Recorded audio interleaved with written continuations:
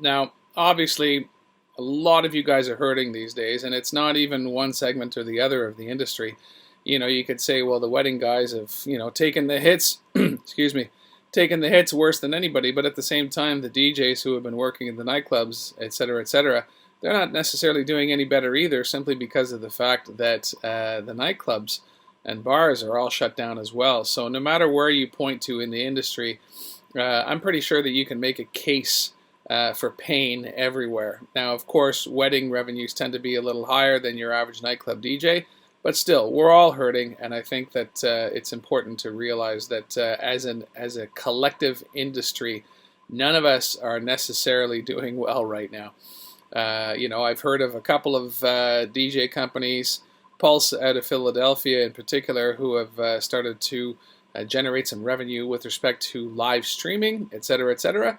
But let's face it, nobody is doing as well as they did in 2019 and previous years. A lot of multi-op operators out there are sitting there with gear in the warehouse, and if they happen to have COVID hit them as they had lease payments to make, then of course we feel their pain, and that's why, of course, DJ Times held on to wanting to do the DJ Expo as long as possible. Until they finally had to realize that it's just better to put off the in-person expo until 2021. Nevertheless, Jim and Steve and the rest of the guys over at Testa Communications are obviously worried about the state of the industry, and so they decided to put on this virtual DJ Expo for 2020.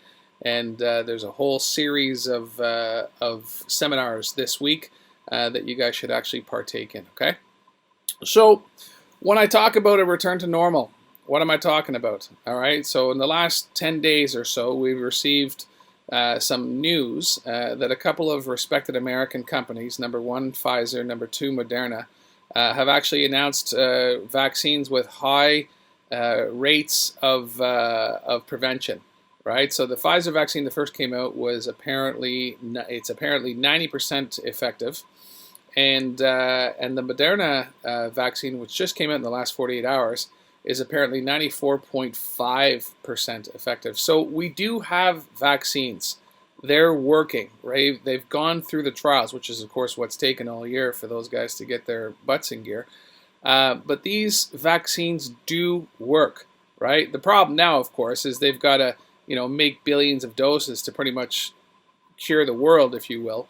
And that's of course going to take time. And North America, U.S. and Canada are tops at the list, of course, to get the first batches of vaccine dosages. So the point is that the industry is going to return to normal. I personally am predicting that it's going to start to return to normal in the spring. Now, when I say normal, I'm talking about start to return to normal. I mean, if you look at the restaurant industry, not everybody is going to just rush back into restaurants as soon as possible. It's going to be slow. It's just like, computers, right? There's early adopters, there's the people that hop in the middle, and then there's the stragglers that wait till the end. And it's going to be like that in every industry. So, you guys aren't going to, go from 0 weddings a weekend to start sending out, 5 systems a night all at once kind of thing. But there is going to be a return to revenue in 2021. So because of that, it's time for a digital footprint refresh. If you guys have not seriously spent this downtime taking a look at your digital footprint in all aspects and figuring out how you can come out of COVID that much better, then you haven't been using your time effectively. Hopefully, with this virtual DJ Expo from DJ Times, you guys will start to think about that. Maybe you can get a good month and a half of productivity in, over the Thanksgiving break, over the Christmas break, and really, maybe do some, work in January to come out of this thing in a much stronger position, so that you're ready, set up and ready to acquire gigs, book gigs, and execute. Okay. Okay, so before we get into the talk today, this one here is about SEO in the age of COVID. I do, just want to take a little bit of housekeeping time and mention to you that as I've suggested that you all refresh your digital footprint, what the guys at DJ Times for the DJ Expo have been doing is actually making plans to make 2021 so much better. First of all, there's going to be a move. We've been at Harris for a few years now, and Harris is a great place. Got a nice pool in the center, you know, all that stuff. Good buffets, everything like that. But let's face it, Harris is a little bit out of the way, right? Anybody who wants to go and experience the boardwalk in Atlantic City has had to take a cab, take an Uber, one of those, you know, semi-regular buses that, you know, says they come all the time but never does. And so there's that aspect of things, right? And so, you know, what the lads at DJ Times have done is they've moved DJ Expo over to the Hard Rock for 2021, which is down on the boardwalk. It's very, you know, great casino. It's, you know, and it's a little bit more centrally located. So I think that, you know, if you haven't been to the DJ Expo in the last few years, let's say, I think this is one of those years where it's going to be a really, really great show. You know, there are people that come every year, I know, because I see some of them in the seminars that I speak at, and, you know, they're always there and love to see all the regulars. But then, of course, there are DJs who only come once every 2 or 3 years, let's say, right? Because they've got their gear, they know what they're, you know, maybe they're too, who knows, maybe they're too busy, or maybe they just can't get away because of family obligations. It's not for me to say. What is for me to say, though, is that 2021 is going to be a special DJ Expo, and I recommend that you all come. Right, Jim and myself are planning some great seminars, a lot of content. You know, so the buying the educational, excuse me, I don't know what the actual pass is called, the seminar pass or the educational pass, or full pass, if you will. But I would recommend, you know, if you haven't been in a couple of years, it's time to come back. Okay. So, anyways. My name is, like I said before, my name is Jordan St. Jacques. I've been speaking at the DJ Expo for, I think, 4 years now. And it's either 3 years or 4 years, I can't remember. But I'm a regular. I used to be a DJ myself, so I understand the business quite clearly. But I moved on to tech a number of years ago when I left the DJ world and got into promotions. And, you know, for me, the revolution to tech was when I was promoting you know, I was promoting concerts and things like that. And in 2004, I was the first guy in the world to take a MySpace profile over 1 million friends and use it to actually sell concert and nightclub tickets. Back then, it was a new thing, of course, and as soon as you know, the world realized the power of social media, you know, a lot of people caught up to me and even surpassed me. You know, it was fun back then because I was in a little bit of a battle with somebody named Tila Tequila to have the biggest profile, and I was the first one to get to 1 million. But then 2 weeks later, she surpassed me, and then of course, you know, she became famous, and you know, the rest is history, kind of thing, right? And I was left in the dust, sort of thing. But I had my early successes, and I continued that work all the way up to 2013 when I left the concert business and entered the digital world full time. Since then, I've been running an agency called Digitera, and if you want to check it out, it's digitera.agency.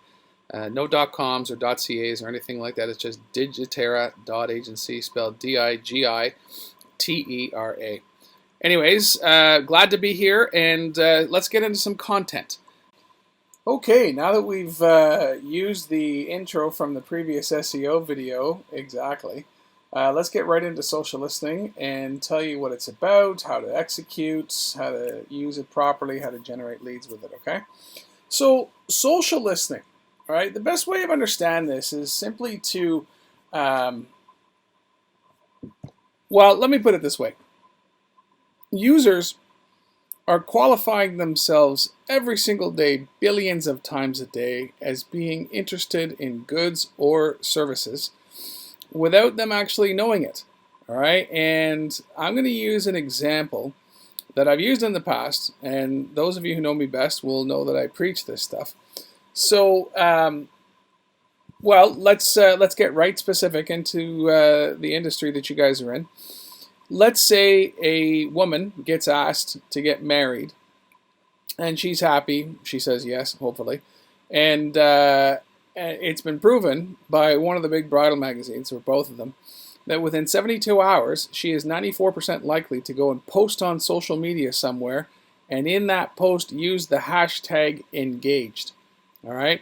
So she's happy. She just got asked to get married, hopefully with a nice ring. And she posts on social media. Again, like I said, according to that study, with the hashtag engaged. She's not trying to broadcast for all the wedding vendors in the world to start hitting her up, but that's exactly what she's done without even realizing it, subliminally, right? That hashtag engaged is the first signal that she is going to be having a wedding of some type, okay? Years ago, it used to be that you guys, and this is before social media, right? You guys had to go and do the bridal show, wedding show. And that was the first point of contact you had with new brides, unless they reached out to you through the yellow pages and got ahead of you, got a hold of you in advance. But now, with social media, you can actually tell that a bride is going to be having a wedding within 72 hours of her actually getting engaged. It's the quickest time possible to identify that up-and-coming lead, okay? So that's an example of social listening, right? But the official definition is a user who exhibits that they are interested, or let me rephrase that they are a likely consumer of a good or a service based on their habits of social media, right? And even though I used an example that actually works for this industry, for our industry, right? The fact is that it works for all kinds of different industries. So, for example, hashtag new baby, wow, let's go insurance agents, right? That is a key indicator that an insurance agent should be actually hitting that person up. Hashtag new job. Usually, not usually, sometimes it's an indicator that somebody might be moving and selling and buying a house, right? Etc., etc. Hashtag prom usually means that some young lady somewhere is interested in a prom dress. So therefore, if you take that big definition and realize that you can accomplish almost anything within social media with respect to lead generation, then you'll be one step ahead of your competition, because this is a science, a social media science, if you will, that is not practiced by a lot of people, simply because of the fact that it's too difficult to consume through all the different amounts of data that's out there to actually effectively use it for lead generation purposes. So, how to execute, okay? That's the key that we want to actually talk about today. How to get this thing done, right, within a reasonable amount of time, okay? And that's what we're going to talk about. First of all, what you need is some kind of listening post, all right? That is a very, very important aspect of things. Because you got to remember, right? You guys have businesses to work on, and you don't necessarily always want to be working on your business. You want to be working in your business, talking to clients, closing deals. You want to automate as much of this other stuff as you possibly can, right? So first of all, you need a listening post. It could be a variety of things. It could be something like TweetDeck. It could be Hootsuite. Although to be honest with you, I'm a little biased against Hootsuite, but they do have some social listening aspects, right? You could go and hire a programmer to write a Python script for you that just scrapes all this stuff and sends it to you, and you just get it in your email inbox every day, and you can just inspect the leads. Although hiring a Python coder for a custom solution is probably going to run you more than it's actually worth spending. Okay, so. We'll talk about how to execute a little later on, but I just wanted to bring it up now so that as we talk about other stuff over the course of this next half hour, 40 minutes, whatever, you can keep that in the back of your head and realize that it's not necessarily just should I be social listening, but how to actually social listening properly. And as you listen to some of the things I'm going to say over the next little while, think about how you can accomplish them. How does it fit into your workflow? Do you have an assistant? Can he or she accomplish these tasks within the confines of what you already pay them? Or are you going to have to invest a little bit more money on a monthly basis? Or is there a tool out there that allows you to accomplish this stuff really, really quickly? And, well, I'll just tease you a little bit and say, yes, there is, but I won't say it now. I'll say it at the end of the segment. All right. So first, let's talk about what you should be listening to, okay? It's not necessarily just lead generation, but you should use this for all forms of reputation management, all right? The management of, your brand. I mean, you want to know if somebody is talking about you out there, all right? And so, therefore, if you're able to actually get yourself into a position where you can listen to any mentions of your brand, that would be great. And a tool that I've been using in the past is called mention.com. Mention.com, all right? And it talks about, it actually scours the web for mentions of your brand, not only on the web, but on social as well, okay? You want to listen to things out there about your products. What products do you sell, right? Are there any updated trends or anything like that with respect to those products? Sure, then listen to industry trends, right? Like, for example, as innocent as this is, there's this one, I guess there's a couple of groups on Facebook with respect to great DJ setups. Well, that's an industry trend. You should be paying attention to that. Take a look at what comes on there, right? Join the group. Make sure you leave notifications turned on so that you can check it out. And then from there, just whenever it's time to do your social listening over the course of that day, make sure that, if that's something that you care to keep in touch with, that you're checking out what's going on there. You might get an idea to upgrade your packages in such a way that makes you look better. I mean, what are the people in Manhattan doing? What are the people in Philadelphia doing? I mean, what's Ross at Pulse in Philly doing with his gigs? What's Ken at A Touch of Class in Boston doing with his gigs, right? These are people that are at the top of the heap. And so therefore, if you're able to actually take a look at their systems or their aspects, maybe you're in the middle of Des Moines, Iowa. Did I get that right? I didn't screw up the state. And you don't get exposure in person to, to the best in the business. Well, paying attention online through social listening will allow you to do that, right? Most importantly, with aspects, pay attention to your competitors. You all know who your competitors are in your own local area, right? Pay attention to what they're doing. They're all putting stuff out on social. I guarantee you, there's no harm in actually paying attention to what they're doing. And you can do so in a way where they're not going to know that you're actually listening to them. I mean, I'm sure they'll all suspect that you are. But you can do it without your profile name coming up all the time in the middle of their inbox or their notification box or something like that, okay? You also want to be paying attention to general posts and keywords, right? And then finally, of course, as per my example from a little while ago, you want to be paying to hashtag sentiment analysis. You want to be paying attention to that, okay? So these are the aspects of what you should be paying attention to. Now, what can you do with all these things, right? Customer service, crisis management, sales, track the competition, innovation, and find influencers. All right, so we'll go over all these one by one. Customer service. All right, so I live in Ottawa, a city in Canada. It's the capital here. And about I think 3 or 4 years ago, we had a hurricane. A tornado. We had a tornado roll through town, and it was pretty devastating. It ruined a neighborhood, the whole thing, right? And power was out everywhere for, in some cases, up to a whole weekend. And what ended up happening was the local hydro called Ottawa Hydro. Their phone systems were getting flooded like crazy, right? Just phone call after phone call, you can imagine. Kind of like the way New York always blows up Con Ed's phone lines when they have something wrong. But anyway, so what Ottawa Hydro did was they started using Twitter as a customer service line, right? And what it did, it reassured people that there was somebody actually working behind the scenes. And a study afterwards showed that the usage of Twitter for customer service alleviated the phone pressure on Ottawa Hydro by up to 89%.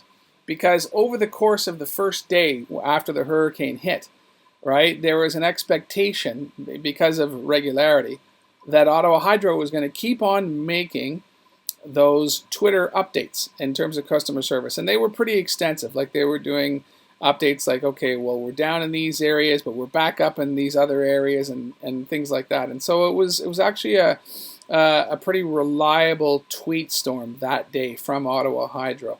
And it was good. People appreciated it. Like after the fact, there were articles in the newspaper saying what a great job Ottawa Hydro did. And that's a customer service thing, right? And you can actually do that as well. Although, taking care of local clients on a, case-by-case basis, like a wedding or something like that, I'm not sure you want to actually broadcast that kind of stuff on Twitter. But you can accomplish forms of customer service in a general sense, okay? Crisis management. Now, since most of you are American, I'm sure you all remember the United flight from a few years back where the Chinese doctor who was flying home to Chicago, United had overbooked the plane. And so what they did was they started asking people to leave, and then finally they decided they're going to kick this one guy off. And he didn't want to leave because he was a doctor and he had clients, or patients rather, that he had to take care of in Chicago. So he didn't leave. So these security guards, meatheads, get on there and like yank him out, right? In the process, I mean, he broke a couple of teeth and some other injuries as well. And of course, in this day and age, some lady across the aisle filmed the whole thing and then published it on the YouTube and Facebook and whatnot. And United actually did not hop onto social and try and control this, right? What they did was they waited for a couple of days and then finally responded. But by that time, these days, information moved so much the damage was done. So with crisis management on social listening, you're able to really spot when there's a problem, okay? And in your case, in the cases of the wedding DJs here, the mobile guys, right? If you're set up to do brand listening properly, you're going to get notified within about 5 to 10 minutes whether or not somebody is complaining about you. In fact, you could even do it while you're at the gig. So let's say you're playing a gig, something goes wrong, somebody's not happy with you, and they post on Twitter or Facebook that DJ company XYZ is not doing the job, right? Well, you're able to actually identify that. And if they've tried to do something like post on your Twitter, like tag you on Twitter or tag you on Instagram so that all of your following can actually see it, well, theoretically, you could be in a position where between songs, you actually block them or delete their post somehow, especially if it's on your timeline, right? You can delete things so that the rest of your following does not see this. So crisis management is an important thing. Sales, I mean, this is the biggest thing of all, right? New leads are being generated all the time. Let's say you follow my advice and you look for hashtag engaged in posts. Some of them are going to be false positives, especially those damn photographers. They're always using hashtag engaged as, to try and sort of siphon off traffic and get, people to, do an end around back to their Instagram or back to their website, let's say. But there's enough true positives, real positives, that you're able to actually really invoke a solid sales program, right? So let's say you do that and you're social listening and you find a bunch of hashtag engaged. Let's say you find 10 to 15 leads a month, which is on average in a particular area through this kind of program. Well, it costs you nothing to pay attention to that and to actually put those leads into your whatever sales process that you have as part of your company, right? Reach out to them if it's an Instagram post or a Twitter post or a Pinterest post. Don't ever underestimate Pinterest, by the way. Right? Reach out to them and say, hey, congratulations on your wedding. By the way, if you're looking for a DJ, check us out. And of course, because you followed my advice from my last seminar, which I just taped an hour ago, right? Then you're going to be have a nice new website that you've refreshed in this land of COVIDia. And, you're going to be well positioned to receive new visitors to that website with nice calls to action and everything like that. And, ready to really get a hold of that sales process. And in this way, if you have the lead, you can actually reach out to these people online, Facebook, Instagram, Twitter, Pinterest, whatever. And Tik Tok too, by the way. We'll talk about that this hour. And sell to them and do your thing, right? Tracking your competition, okay? Here's a trick I used. I've been using this trick since 2004, back in my MySpace glory days, okay? Tracking the competition. You just simply pay attention. You know who, like, you know what profiles that your competition is using, right? So therefore, there are tools out there where you can simply just punch in the URL of your competition and then see every single new person who's followed them, right? Every single new follower they have, right? It's called follow sniping. And what you can do with follow sniping is simply monitor. And if you say, okay, so if you're company XYZ and then you've got DJ company ABC, in the same area, right? And you see that a bunch of new people have followed ABC, check out their profiles. See if they look like they're having an event coming up, right? Now, the weddings, they're only one-off events. Sometimes you might be too late to the party if you actually reach out to them. Maybe they followed the other company because of the fact that they already booked the gig or something like that. But let's say a company, your competitor company actually reaches out to a banquet hall and gets that sort of in-house referral arrangement going. Well, what's to stop you from going after the same in-house referral arrangement, right? See what your competition is doing. Look at who is following them, and you can also look at who they are following as an indicator on what they're thinking, who they're targeting, that kind of thing, right? So social listening on all your competitors' social media profiles is a good thing. Now, on the same vein, you can also listen to your complementary companies. Okay, a local wedding photographer is not necessarily the be-all, end-all of competitors, but they are in the same industry. So all of a sudden, if somebody follows them or if they follow somebody, perhaps that's a complementary kind of client, right? A bride books a photographer. Great. They follow the photographer. Great. You're listening to the photographer. Again, great.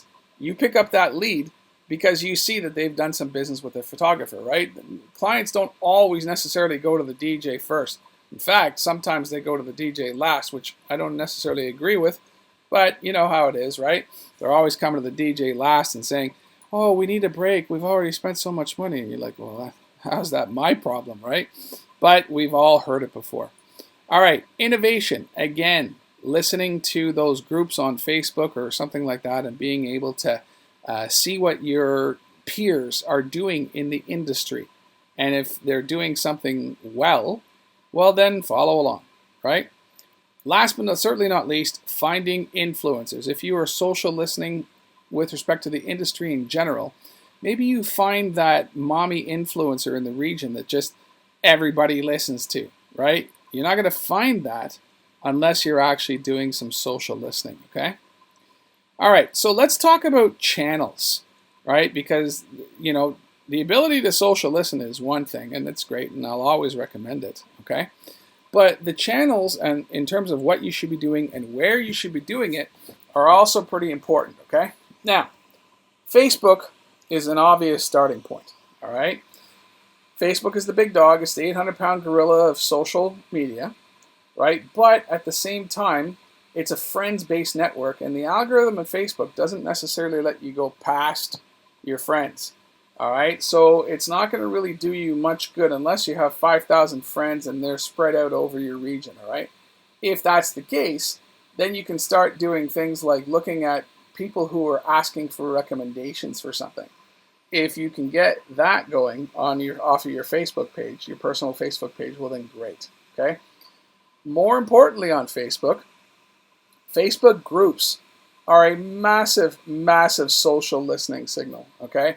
Because the topic of the group is actually a self-qualifier in terms of what all those users are interested in. So for example, let's say there's a local wedding vendors group, and it's all wedding vendors. Well, then you can see, who's in your industry and who you should be following to actually social listen against complementary companies, right? The other thing is maybe there's a bride's self-help advice group, and it's full of brides. Well, first of all, your challenge is going to be to actually get the admin to let you in, right? You got to remember, Facebook groups, they're very territorial, right? The admins of these groups actually treat them, or most of them anyway, treat them pretty seriously. So, if there are rules for the group, you have got to stick to those rules, right? You can't just be like blasting out like DJ XYZ, book us now for weddings and look all promotional, because you're just going to get deleted from the group. And what you want to do with these groups, which is something that a DJ friend of mine in Philadelphia does very well, is actually just be there as a sort of helpful, folksy kind of person when somebody has a problem with something, right? So if somebody has a problem with a DJ or booking a DJ or whatever, then my Philly friend will say, you'll be there to answer questions, but he won't overtly promote himself, because that goes against the rules of some of these groups, all right? So they actually have, have proven that operating in this way with respect to Facebook groups is productive. It actually books gigs. Okay, Facebook pages is also important, but not as much as you might think, because you can't actually see who has liked a page. It's very tough, right? So with Facebook pages, what we want to do with those things is pay attention to posts and then people who comment on the post. Right? Sometimes those commenters on a Facebook page post are people who are fans of the DJ company, let's say, or customers or vendors that deal with them, things like that. There's a lot of information that you can extract by simply just paying attention, okay? Twitter is not necessarily that productive within the mobile DJ industry, right? It's not the go-to platform of choice to announce an engagement or to seek self-help. We all know what Twitter is. Newspaper headlines, journalists, actresses, politicians, celebrities of any type, athletes, things like that, right? And all they're doing is broadcasting about themselves. Now, if you have an automated tool that you can stick a Twitter username into that will actually feed back results to you, say like a tool that does Twitter and Instagram at the same time or something like that, sure, stick in your Twitter. There's no harm in doing it. All I'm saying is don't expect a huge amount of hashtag leads coming from Twitter or anything like that. The leads that you will get are people who follow a profile. So for example, anyone who follows The Knot, if you're able to judge or to extract new followers of The Knot or new followers of Wedding Wire, right? Chances are a lot of those are brides.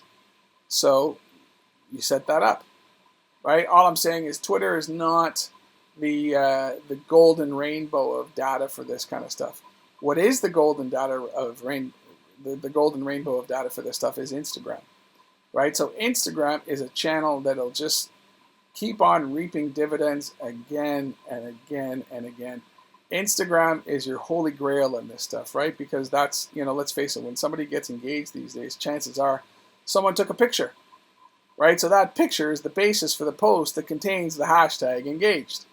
So you search for hashtag engaged, you figure out the post, and the post, because it's on Instagram and it has the image, you're able to actually determine whether it's a false positive or a real lead, and filter out the false positives before you start wasting time, okay?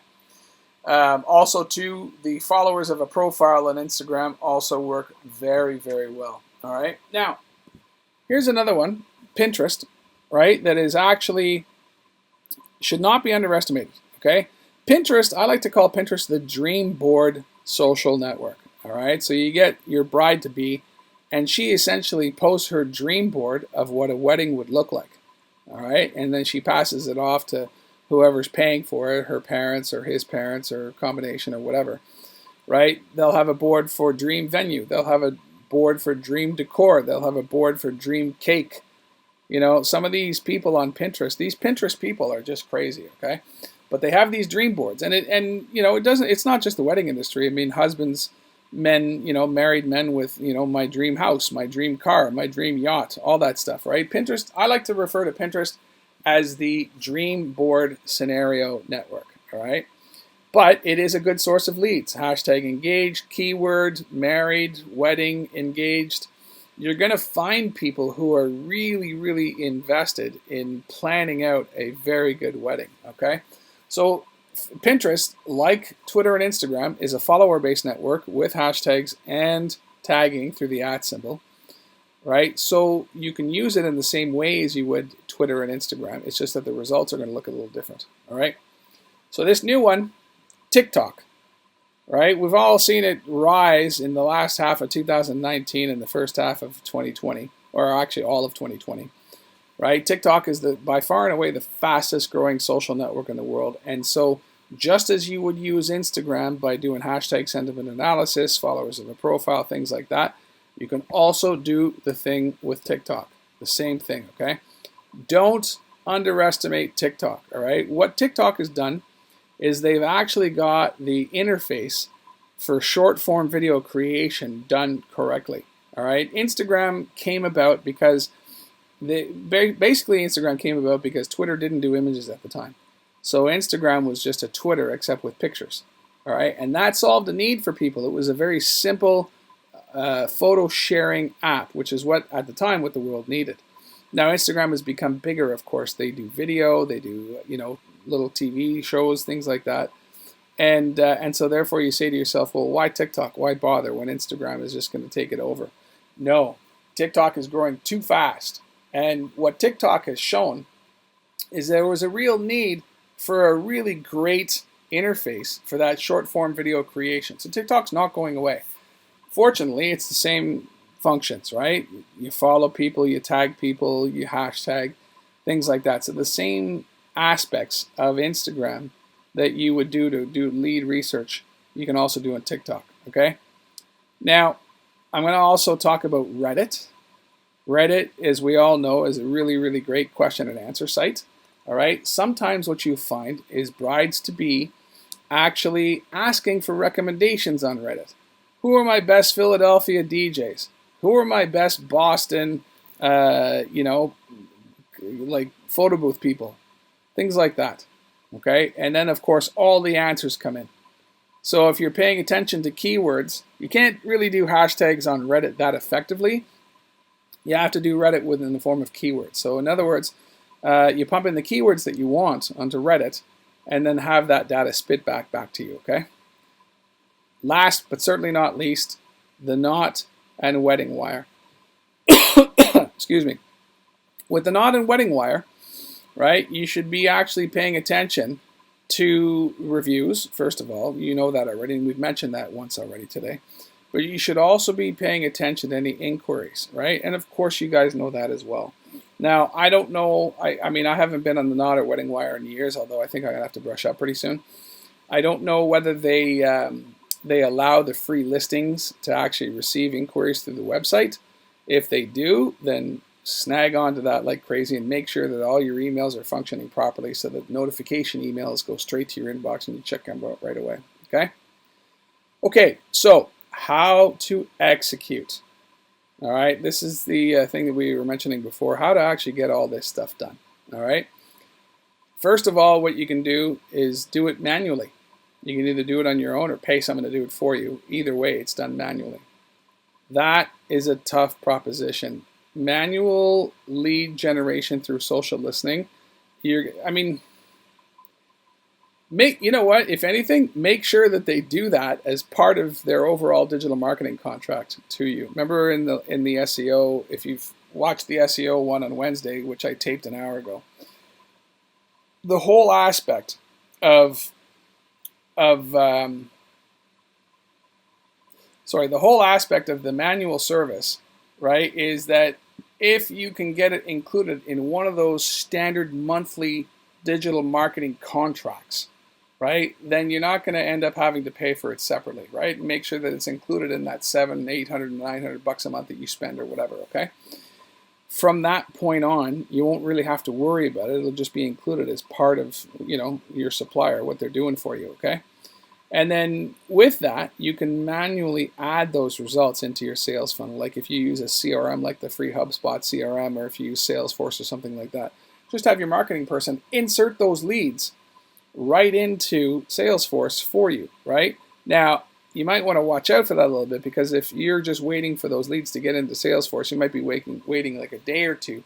Whereas we all know that a hot lead needs to be acted on, basically as quickly as you can order a Big Mac at the drive-thru, right? It has to be quick. I mean, how many other people are going to reach out to that bride-to-be after she posts on Instagram that she got engaged and includes the hashtag engaged, and then there's all kinds of other people out there looking for the same lead, right? So 4 DJ companies have hit her up before you even get to her. At that point, you're out of the game, man. You're just you're lint. You're dust. Okay. There is a tool coming out. Actually, it's already out. It's in beta. It's called Lead Feast. LEADFEAST.com. Leadfeast.com. Check it out. It's my tool. It works. We're putting it through beta right now. I've got a few DJ companies on this thing already on beta. I'll take more, right? But it's going to be in general release in the early new year in 2021. Maybe January, maybe February. We're going to hope for January. We're going to work our butts off over the holidays. Lead Feast is a collection of tools that allow you to execute a lot of the different things that I've talked about in this last 45 minutes. Check it out. See what it can do for you. And, if you like it, send me an email. We'll set you up on beta. And then, if not beta, then certainly get you in there when we go into general release, right? The last thing you can do is hire a custom coder to auto add scripts for you, right? You can get a custom Python guy to do some of this social scraping, as they call it, right? And take those results and put them right into your Salesforce. You can actually get that done.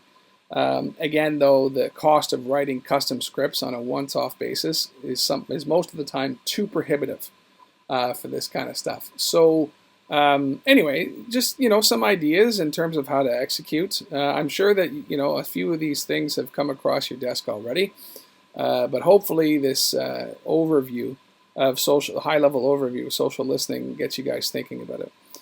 As I said in the intro, 2021 is going to be our return to normal. But everybody's going to be scrambling for the same clients. You're going to have to scramble a little bit harder, and maybe social listening can actually work for you. Okay?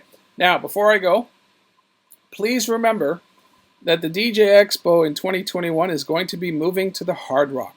It's very exciting stuff. It is downtown, right? And even though Harris is a great place with their little pool in the center and everything like that, and good pool parties and whatnot, and the nice big banquet convention center up top, it's not downtown, whereas the Hard Rock is downtown, and so therefore there's going to be an extra buzz, an extra energy to DJ Expo 2021. The guys at DJ Times, Jim, Steve, Paul, the rest of them, Testa Communications, they're all really putting a lot of energy into making the return to normal, if you will, such a fun experience and a great event.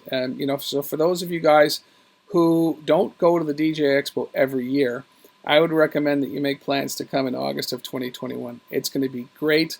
The content in the educational seminars is going to be fantastic, bigger and better than ever before. And the parties, the fact that everyone's downtown and you can sort of double up on a holiday at the same time and take a walk in the boardwalk. Couldn't do that at Harris, but at Hard Rock you will be able to do that. So good luck. My email is Jordan, Jordan, at digitera.agency, and Digitera is spelled Digitera, right? Jordan at digitera.agency. If you have any questions about today's seminar on social listening or yesterday's seminar on SEO, by all means, hit me up with an email. I'll try and advise you as best I can. World's getting back to normal, lads. Good luck to you. Make your plans. Let's start making money again.